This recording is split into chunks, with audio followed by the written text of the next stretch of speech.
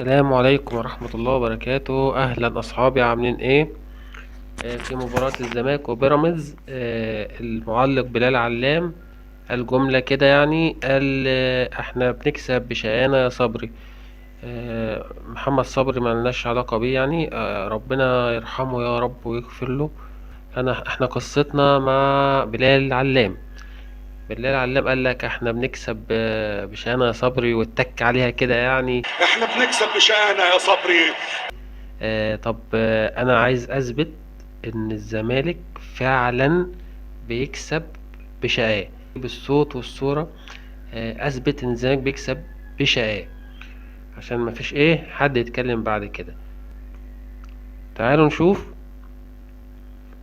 الزمالك بيكسب بشقاه. احنا بنكسب بشقانا يا صبري.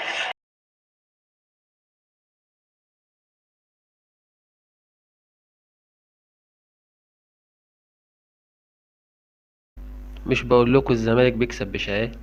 احنا بنكسب بشقانا يا صبري.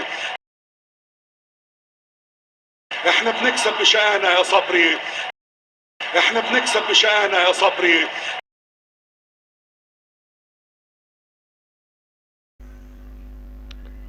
يا جماعة الزمالك بيكسب بشقاه يا جماعة، مش محتاجة حاجة يعني.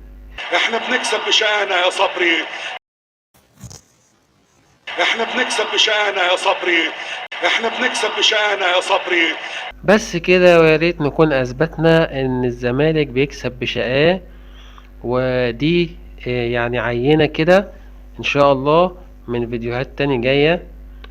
بس والسلام عليكم ورحمة الله وبركاته.